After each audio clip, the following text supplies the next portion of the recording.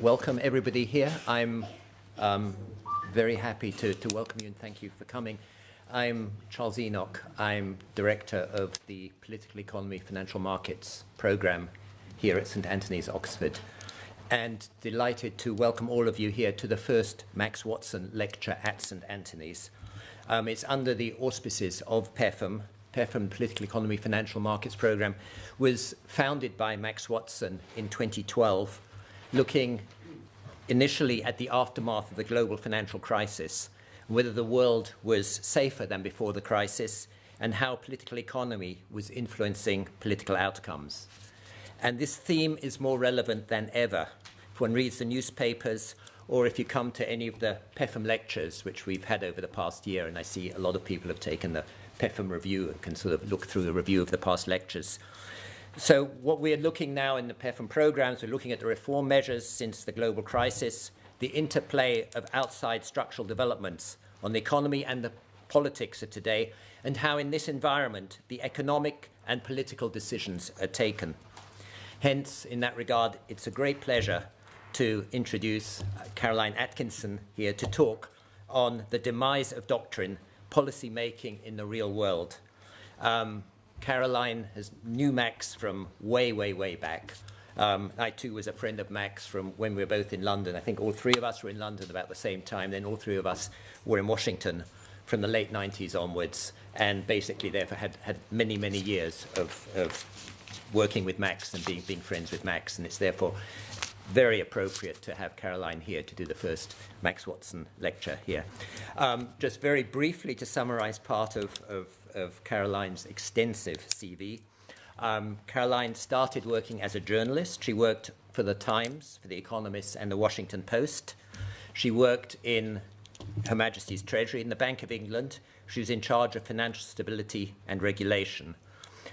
She moved to the IMF and was first an economist and eventually mission chief for a number of countries, Western Hemisphere, the European Department. I mean, I remember particularly in Italy as well. From 1997 to 2001, under the Clinton administration, she was in the US Treasury working for Robert Rubin and Larry Summers, and Deputy Assistant Secretary for International Financial Policy. Came back to the IMF after that, was Deputy Director of Western Hemisphere Department, and then Director of the External Relations Department at the IMF. From 2011 to 2016, Caroline was in the Obama White House. She was Deputy Assistant to the President and Deputy National Security Advisor. She was the President's Senior Economic Advisor on International Affairs and the President's personal representative to major international summits, including what was then the G8, and is now the G7, and who knows where it goes again, and the G20. So again, you can see the centrality of all this. And in 2016, Caroline became head of global public policy at Google, advising the Google leadership on policy issues and leading Google work with policymakers, government officials, and key policy stakeholders. And just a few other parts of the career. She's former chair of the Global Economic Roundtable at the Council of Economic Relations, former vice chairman of the board of the International Center for Research on Women, and on the board of the Center for Global Development. So I welcome Caroline. I just sort of say that the main session, it's the standard thing we have for PEFM, is that the main session is being recorded here, and then we switch off the cameras, and then it's Chatham House rule for the Q&A. So over to you, Caroline. Thank you very much, Charles. I was actually working for President Obama at the time that the G8 went to the G7, and after the Russian invasion of Crimea, and perhaps as a result of that, I was top of the list of people that were sanctioned by the Russians. So I can't go on vacation to Siberia anymore. When I thought of the title and the abstract for this talk, I thought it was pretty topical, but I didn't realize that it would be almost passé to be talking about the demise of doctrine. The last 2 years have seen an astonishing series of challenges to the broad doctrine that governed economic policy in the post-World War period. As I'll discuss, some of the elements of that doctrine had changed, sometimes quite dramatically, in response to economic and political developments. over the 7 decades up to 2016. But the underlying notion that international cooperation and a commitment to open trade and commerce was in the best interests of all democratic nations remained intact and commanded broad political support. That is no longer the case. The UK vote for Brexit was perhaps the first signal. It was a vote against both doctrine, hate the experts, and against cooperation and integration. And it was a harbinger of a more startling challenge to the political and economic norms from the election of Donald Trump as US president. We have seen just in the last couple of days how dramatic that challenge has been from President Trump. In the G7 in Europe, it seems that Brexit, far from uniting the remaining 27 members, assuming Brexit goes ahead, as Charles said to me on the way over, which interested me, has turned out to be a sideshow for Europe in comparison with the questioning in 2017 elections by many French and German voters of the value of European cooperation with its open internal borders and trade, along with the rejection in Poland and Hungary of other important EU norms of democracy and so on. And finally, the recent majority vote in Italy in favor of populists that were calling for an Italy-first approach and against the pro-European establishment is a further blow. I'm going to discuss a bit how these challenges to the post-war order compared to those that policymakers, including myself, in a small way, have grappled with in the past, and what we can learn from those previous struggles, but also the differences as we consider the way forward now. So let me first declare myself, despite my accent, I am an American, I was born there. I have British nationality as well, but I have worked much more in the US government for better and for worse. Happy to answer questions about that from people who might want to challenge it later. But I am someone who believes that we, as policymakers, academic citizens, must find a return to the doctrine of cooperation to guide the political economy and the global economy. I believe that the evidence is clear. International cooperation is the basis for a more prosperous and stable world. And the failures that have sparked the recent rejection, wide rejection politically of that model, must be addressed. I'll suggest a few ways that we might think about doing that. But a global economic system and financial system based on open markets and international cooperation is still the one that is most likely to work in the interests of all, including many of those who feel left behind and have rejected it. And I see an important role for the experts and for expertise grounded in thoughtful research and academic inquiry to guide politicians and policymakers at this difficult juncture. At the same time, a career, as Charles outlined, in policymaking has left me realistic or perhaps pragmatic about the need for flexibility in the application of doctrine and openness to adaptation and change in a world with political constraints. It's easy sometimes for experts, like many of you in this room, to be impatient with politicians and bemoan their short-sightedness as the main obstacle to good policy making. And I heard a lot about that and probably expressed a fair degree of exasperation myself when working in the IMF.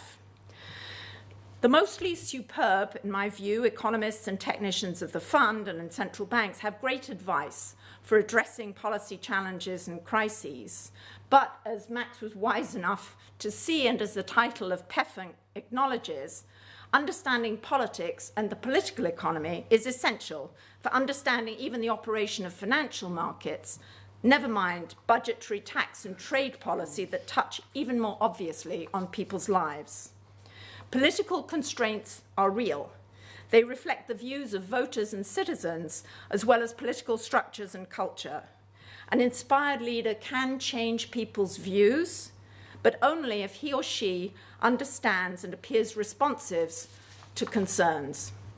And it's clear that there have been important failures in this regard. Concerns about growing inequality, stagnant real incomes, social safety nets that let too many people fall through, and rapid changes in society that were sometimes epitomized by cultural changes from immigration were too easily ignored over recent decades by those in power and those in the academic and financial and business worlds. I count myself as one of those, a bit player, as I said, with some responsibility. So I'm going to divide the rest of my remarks into 4 sections. First, the development of the underlying doctrine of cooperation in the post-war period and the various adaptations that were made to that, but without the upheaval of the current type. Secondly, the implications of the dramatic shift in financial and economic power with the rise of emerging markets, in particular China, and globalization. Thirdly, the shock to the system and what I think has ultimately been the inadequate response from the 2007-2008 financial crisis. And finally, what lessons can we draw?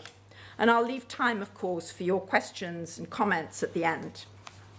So first, what were the building blocks of international cooperation? The shock and devastation of war and the earlier economic depression in Europe and the US no doubt fostered political commitment to the new rules-based system that was outlined at Bretton Woods in 1944. But cooperation was also underpinned by doctrine. New economic thinking, influenced by the teaching of John Maynard Keynes, held that governments could and should guide their economies domestically to produce better outcomes, notably full employment. The Council of Economic Advisers in the United States and in the UK, the forerunner to the Government Economic Service, were established during this period, testament to the belief that economic and financial experts should be close to the political leadership. You know, the Council of Economic Advisers is inside the White House, advising the president. They should be close to political leadership to help to guide policy at the highest levels. Economics was no longer a kind of distant and not very interesting part for presidents, leaders, prime ministers. Internationally, cooperation to support production and trade linkages was, of course, fostered under the Marshall Plan of the United States, the Organization for European Economic Cooperation, the OEEC, which predated the OECD, which grew broader. And it was seen as in the self-interest of exporters and importers, debtors and creditors alike.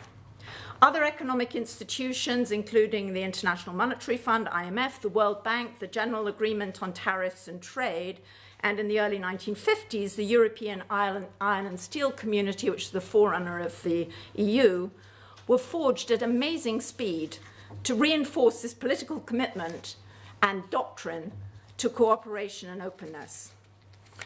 As far as financial markets are concerned, and central bankers, the Bank for International Settlements had been established in the early 1930s to support reparations payments from Germany, and it was almost dissolved at this period after an inglorious time during World War II of effective collaboration with Germany. But it was resuscitated with support from Keynes and President Truman as a mechanism for cooperation among central banks, which was also seen as essential. Looking back, it is hard to believe how decisively governments acted to establish new international institutions and to cede some amount of sovereignty to them.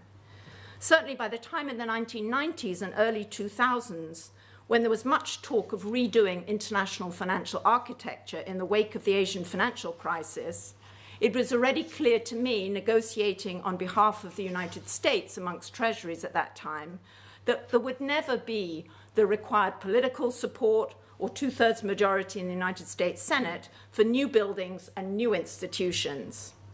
But despite the dwindling support, at least in the United States, for formal international organizations, these post-war economic and financial institutions have stood the test of time remarkably well. The first really big challenge to the global financial system came, of course, with the breakup of the formal Bretton Woods system of fixed exchange rates. The dollar had come under huge pressure in the early 1970s as the US economy grew and deficits swelled. And as the 800-pound gorilla, rather than adjust, as other countries, including the UK, had done, President Nixon eventually broke the link with gold. It was actually in this period, from December 1971 to March 1973, when central banks and finance officials were trying to hold the exchange rate system together, that they learned how little store some politicians, particularly in the United States, put on their concerns about global stability. In fact, White House tapes showed that Nixon, after dismissing as more than he felt that he needed to know, an offer from his chief of staff to describe the United Kingdom, a big ally, their currency woes, was then told about Italy's even worse condition. He famously declared, "I don't give a shit about the lira." Some have turned this into an even more dramatic statement, fuck the lira, but sadly, the correct quote is the first one.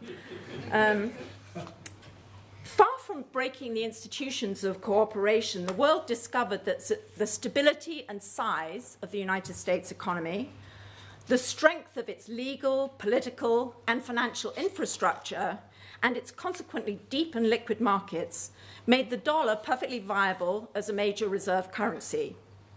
And floating exchange rates among the major currencies, the pound, the German mark, the Japanese yen, supplemented by the IMF's special drawing rights, also turned out to facilitate rather than inhibit cross-border trade and financial transactions. In the next phase, political cooperation among leaders of the largest economies was, however, essential to keep this more flexible and discretionary system in balance. And in 1975, France hosted the Rambouillet summit of the G6, later G7, the leaders of what was then called the free world. The United States was clearly the most powerful among the group. It had special influence and what we used to call soft power to bend the rules and, let's face it, to push others around in what it saw as its own interests. But ultimately, leaders in the US saw themselves as constrained by broadly the same norms and rules that bound others. They did this because they felt very powerfully that the US had a stake in the rules-based international order. And they devolved to their finance ministers and central bank governors the task of maintaining this order in the economic and financial sphere. Regular, often secret, it's a different world back then, meetings sprang up of officials from treasuries and central banks officials. And I can remember following signs for strangely named meetings, the Gardeners Club or the Sewing Circle, which would be populated by typically men in suits and so on, at the Hilton Hotel in Heathrow, Frankfurt Airport, and even a resort outside Washington Dulles Airport, when I was a US Treasury official in the 1990s.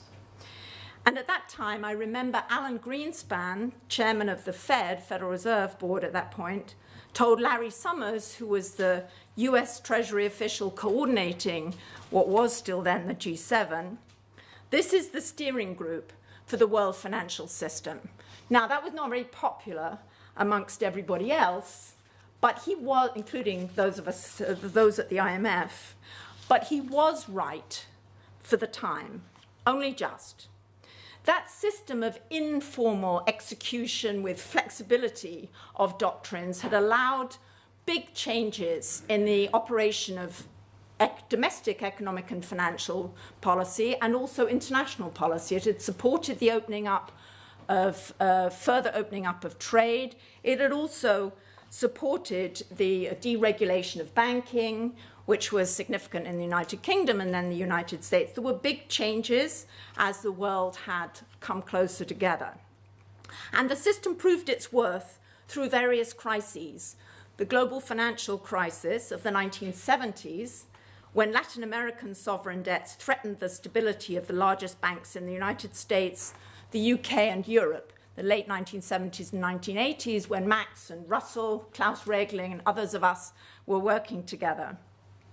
The breakup of the Soviet Union and integration of Eastern European countries and eventually Russia into the Western financial system and the IMF in the 1980s and early 1990s, and the first post-war bondholder crisis when Mexican peso bonos, which had been sold widely as safe North American securities and were held by many global banks, seemed likely to go into default.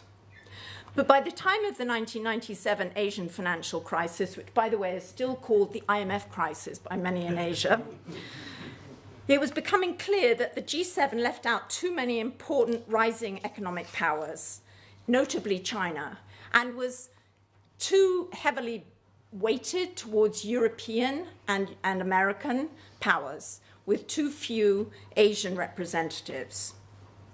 It was also the case that the doctrines espoused mostly by the IMF and by its most powerful shareholders in the US and Europe of fiscal adjustment, financial tightening, devaluation to preserve debt payments, and open markets and trade were under fire, particularly in the crisis countries in Asia.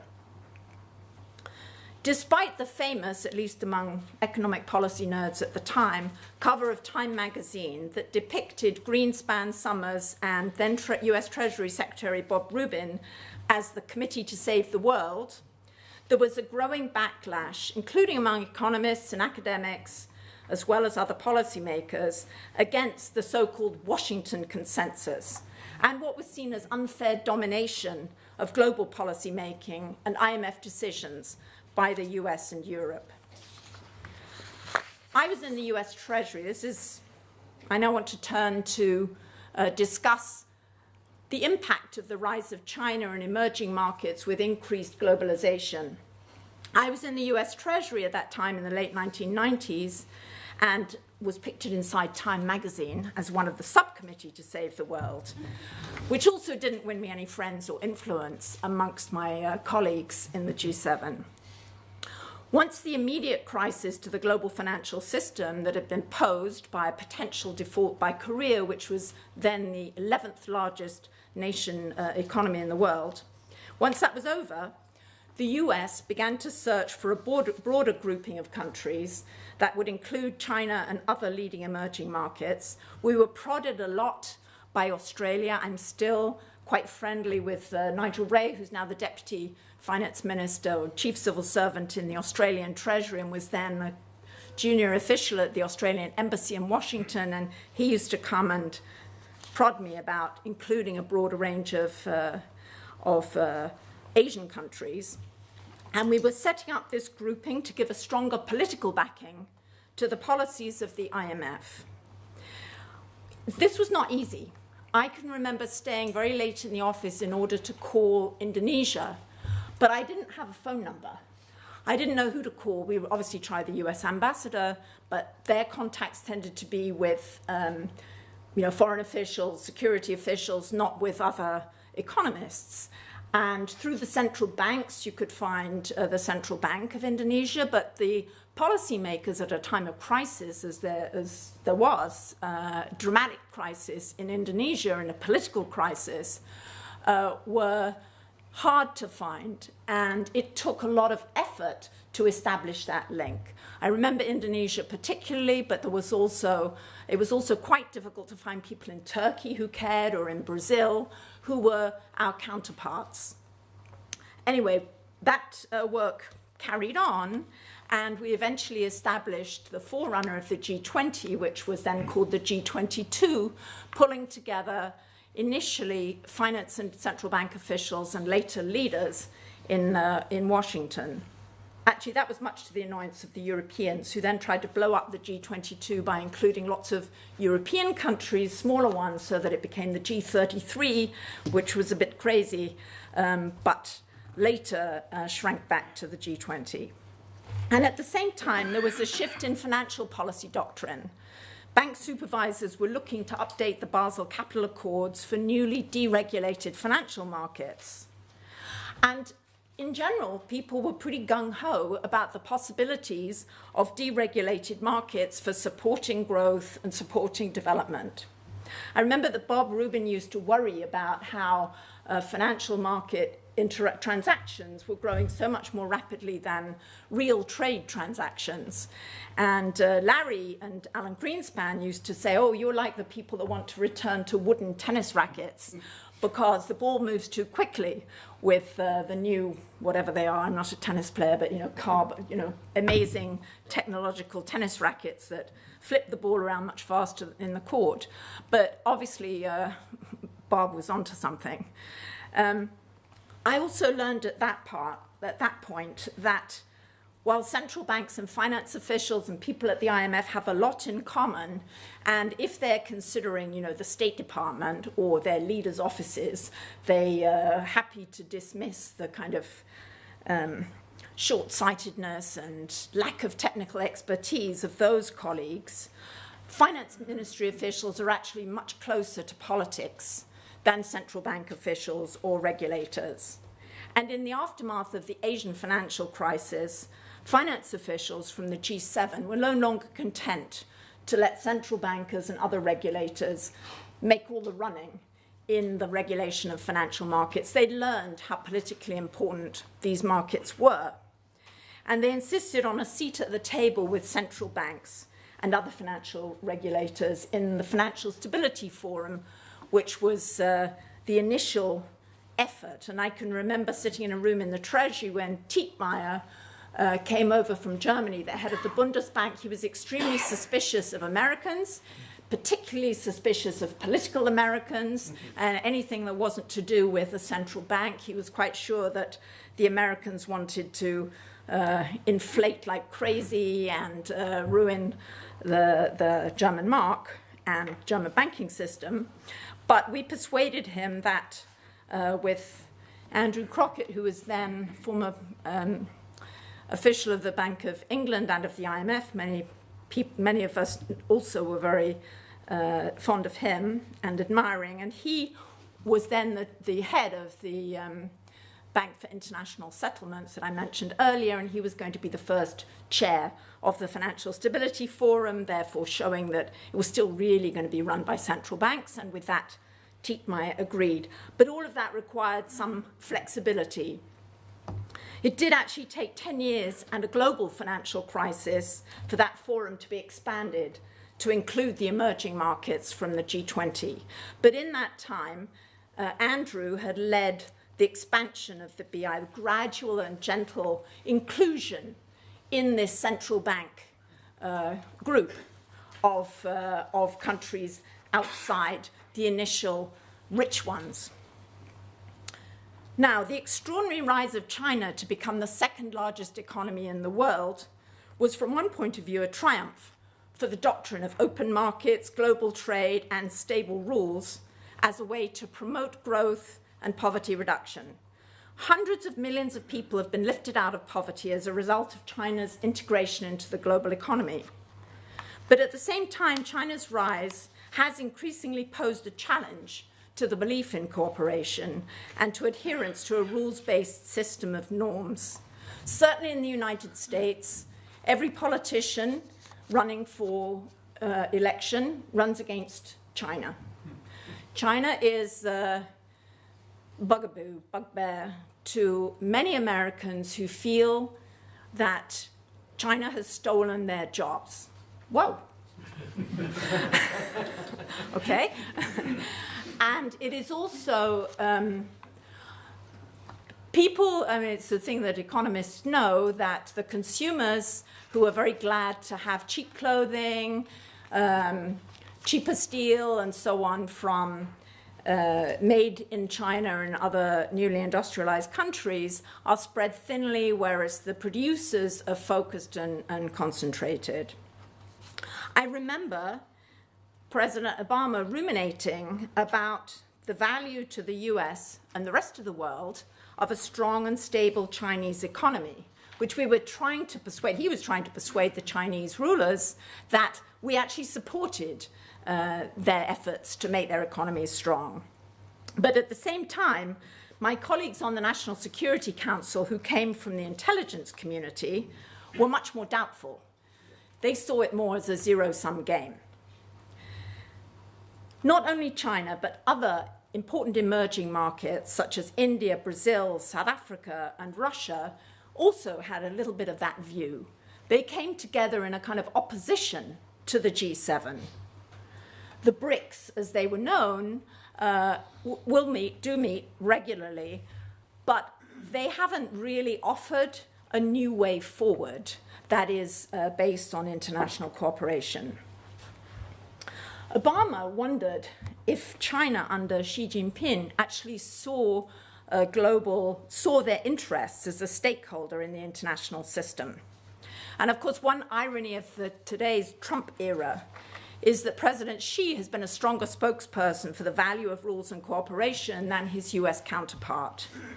But China's actions often belie that verbal commitment. China continues to keep tight control of its huge domestic market with limits on foreign investors and importers, and it continues to subsidize large state-owned companies in key sectors of the economy as it pursues domestic champions, most notably in technology, which people have begun to wake up to now. Of course, China's not a monolith. Its economic and financial officials, especially at the central bank, can see the value of the stability provided by this current system. This was most obvious in the aftermath of the global financial system of 2007-2008, the final phase, as I have defined it, of the post-war collaboration, an underlying idea of cooperation of economic powers. Now, at first, this international crisis and the reaction seemed to validate the informal system for economic and financial cooperation that was embodied in the G20 to give political support to the IMF, the World Bank, other institutions. President Bush, despite his go-it-alone policies in Iraq and on foreign policy, recognized that the crisis began in the United States but had broad international implications beyond that, and he called an emergency meeting for the first time of the leaders of the G20. And this time they all knew, I wasn't in the administration, but they all knew who to call because there had been this work done to develop those links and relationships. And he elevated the grouping above one of just finance and economic officials to leaders. There was at the same time widespread agreement that earlier doctrines, tight fiscal policy, financial deregulation, no bailouts, needed to be, if not abandoned, at least modified. The managing director at that time of the IMF, Dominique Strauss-Kahn, astonished the crowd at Davos and most of his own staff by calling for concerted fiscal expansion in early 2009. The IMF had been called, at least in America, it's mostly fiscal, to characterize its approach as whatever the problem is, let's cut the fiscal deficit. And this was turning that on its head. At the London summit a few months later, leaders came together to announce an enormous package of additional financing for the IMF, the World Bank, and others. And, in my view, even more importantly, a commitment to combined efforts to boost their economies fiscally and shrink the global imbalances that were identified as a key cause of the crisis. China at that point was running an extremely large deficit, an extremely large surplus on trade in relation to its GDP, the kind of thing that Trump complains about, so I hate to characterize it as a problem as well, but at that point it was because it reflected underlying imbalances. I remember when the numbers were announced for the additional financing that a skeptical and disbelieving journalist called me, and I was head of communications at the IMF at that point. He knew me well, and he called me to ask off the record what the real numbers were, because normally there was a lot of smoke and mirrors in all of the numbers that the IMF announced, and he simply couldn't believe the headline number of $1.1 trillion, which was real money back 10 years ago. But those numbers were real. And so was the sense both of crisis and of the imperative for cooperation. I'm just going to quote from the G20, the first G20, the London G20 communique from leaders. First of all, a global crisis requires a global solution. And then this rather nice language, we start from the belief that prosperity is indivisible, that growth to be sustained has to be shared, and that our global plan for recovery must have at its heart the needs and jobs of hardworking families, not just in developed countries, but in emerging markets and the poorest countries of the world too. And then they outlined what they described as a global plan for recovery on an unprecedented scale. Initially, countries acted in concert and consistently with these pledges. In particular, China and the United States both put in place substantial packages of fiscal expansion, additional spending, and tax cuts. But sadly, in my view, the doctrine of fiscal and monetary rectitude, monetary caution, and the need to reduce debts and deficits reasserted itself soon, probably the lack of understanding of the depths of this crisis. There was political backing and technical economic support. And by the time the Canadian G20 summit, which was barely more than a year later, the government there, which was a conservative government, was calling for commitments to reduce fiscal deficits, to halve fiscal deficits over a period of time that the other leaders, including the United States, signed up to. And then, as PEFM well knows, the European Central Bank, influenced unduly, as I believe is now clear, by German fears of inflation, began to contemplate interest rate increases when the financial situation in Europe was still dire and banks were extremely weak. ECB President Trichet defended, and it's kind of hard to believe now, defended an interest rate increase in 2011 to curb inflation and, quote, boost confidence, at the same time as the Eurozone crisis was raging and financial markets were demonstrating collapsing confidence and capital flight.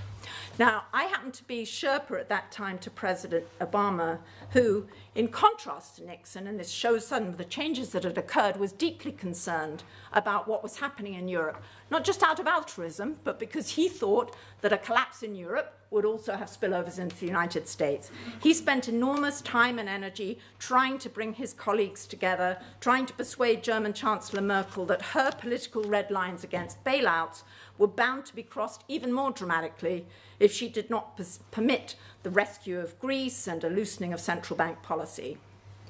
Now, showing the importance of leadership, that finally came when the new ECB president, Mario Draghi, declared that he would do what it takes to keep the Eurozone together.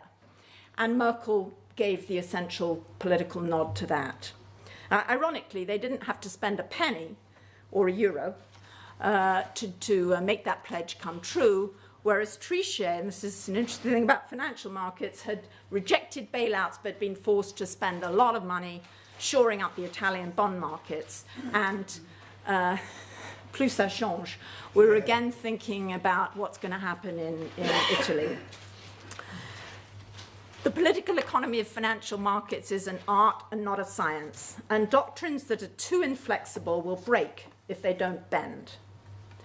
I think that the leaders of the major economies, as they grappled with the fallout of the 2007-8 crisis and the euro crisis that followed, were ill-served by inflexible adherence to the doctrines of the day.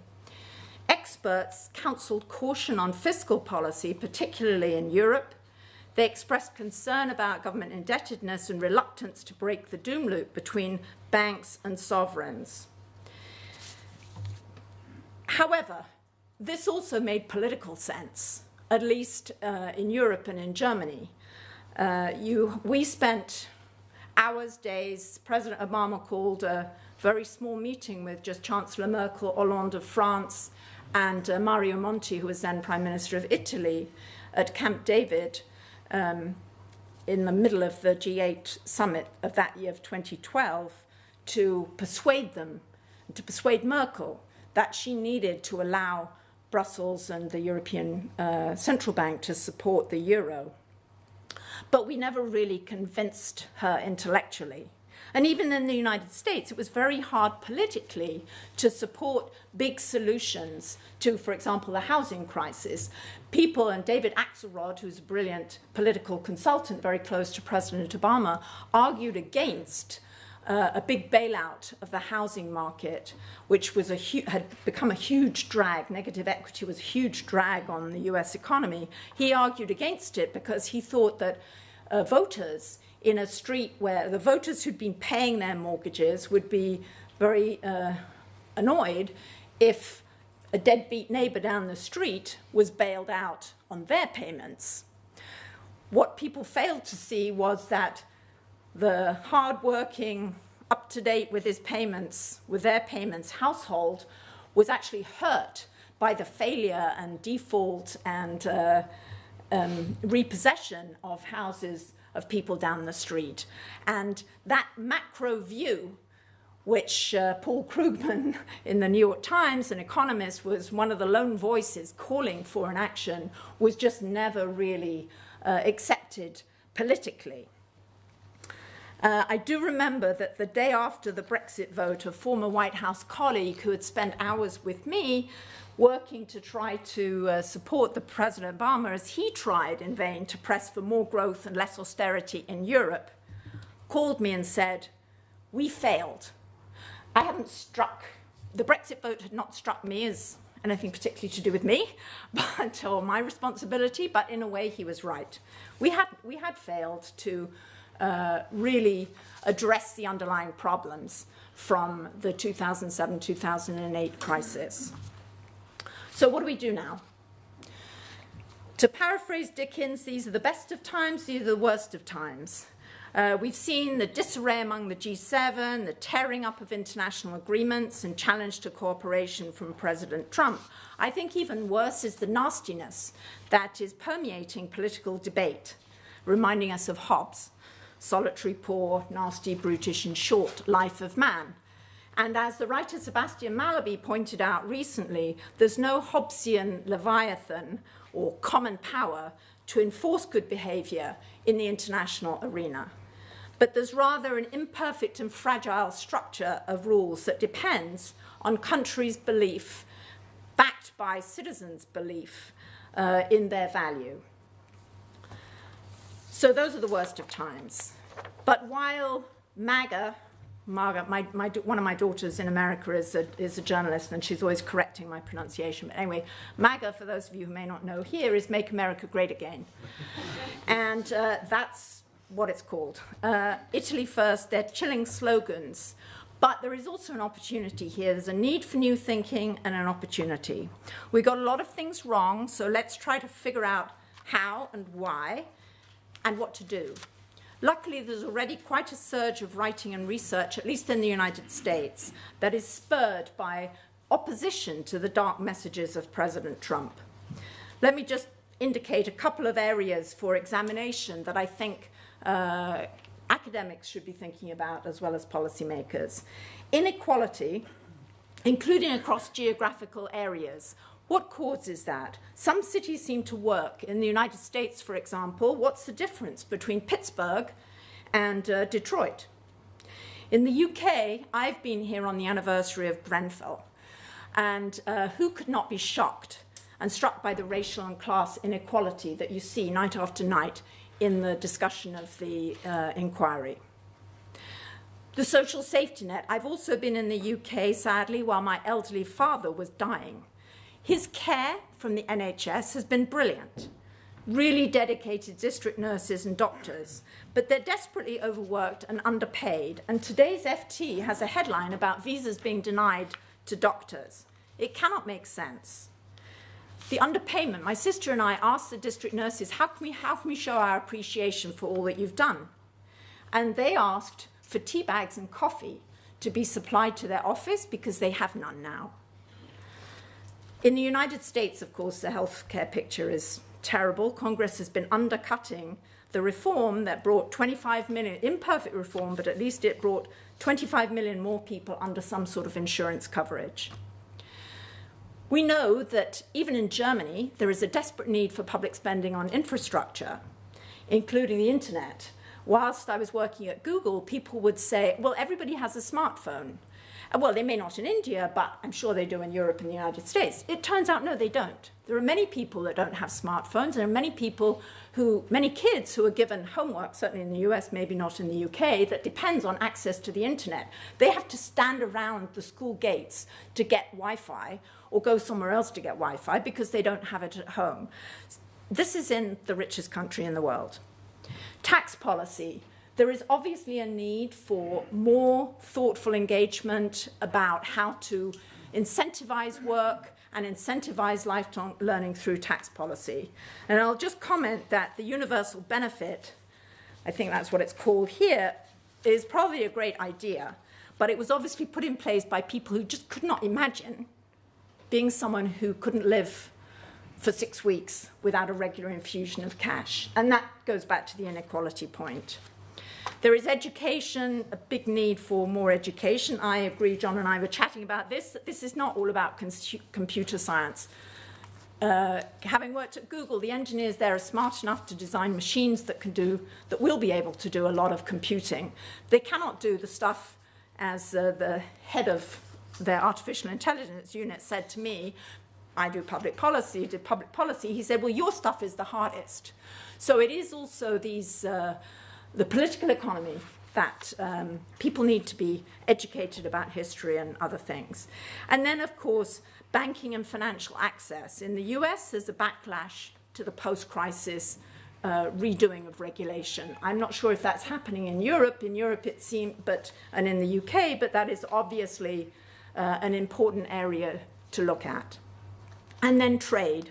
Who are the winners and losers? How can you document it? How can one work to make losers feel less lost and compensate them in ways that are more effective than the ones that we've had so far?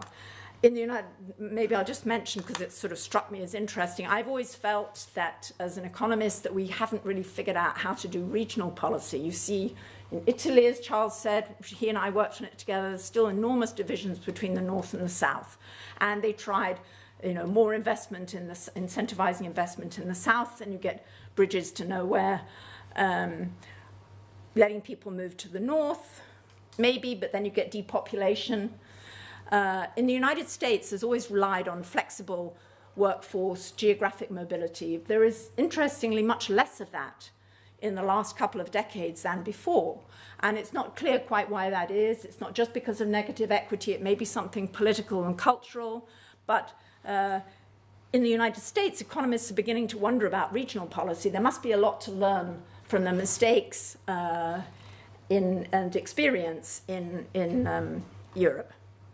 And on a macro level, it cannot make sense that Germany is running a surplus of 8 to 10% of its own GDP and forcing others to, and people really need to technical experts really need to make the case of why that is not in German interests. Just before I end and open up to your questions, I want to say a little about Max, whose legacy has brought us here together. I learned so much from him. He was my first boss at the IMF and a long-time mentor and friend. And I learned from him about both the aspects of the political economy and about financial markets. I started working for him at the time of the Latin American crisis, which appeared then as a very major threat. Banks had happily lent more than the value of their capital to emerging market economies in the belief that, as Walter Wriston, the head of Citi, famously said, countries don't go bust. And then they discovered that actually they could go bust, or at least run out of foreign exchange. Now, Max engaged with academic thinkers inside and outside the IMF. He studied the loan documentation, which was more than many of the banks themselves had done, to see how a resolution might be possible. He worked on what are the rules governing provisioning and loss reporting in different countries. And he pressed his team to do original research, and Russell will remember, on who actually held these loans in different banks in different countries. But at the same time, despite being inside a conservative and somewhat rule-bound institution like the IMF, he pressed for flexible, creative, and out-of-the-box solutions to the crisis. And I remember saying to him one evening when we were working late, as we usually did, have you just come up with a new idea? And he had, which was that we should declare, in this case in a small country in Bolivia, that they were just going to pay a certain interest rate on their debts because they couldn't afford to pay any more. We were going to incorporate that into the IMF program, and it was a small enough country and didn't attract enough attention for us to get stopped. And by the time people figured out that this was a big challenge to the rule and doctrine of every debtor must pay their debts, it was kind of too late. Marx also used to great effect the art, as he explained to me on the high-speed train from Osaka to Tokyo, of drafting a careful few sentences in a declaration, IMF communique or whatever, that could nudge the way forward for policymakers. Now, we've seen both the power and the fragility of that kind of economic diplomacy in recent days, when President Trump's advisors agreed to a painstakingly negotiated and crafted G7 communique that committed them to a rules-based order, and then he blew it up. But I don't want to end on a pessimistic note. I think we can return to the art of the possible in global policy making. We can get to the solutions that we need to within the parameters of financial structures and doctrines that we have or that we adapt and develop. So let us all, especially the younger ones amongst us in the audience, take the lesson from Max's life and Max's work that we must do what we can to use our skills, our knowledge, and creativity to develop doctrines that work and policy making that benefits everybody and responds to their needs for a better life. Thank you.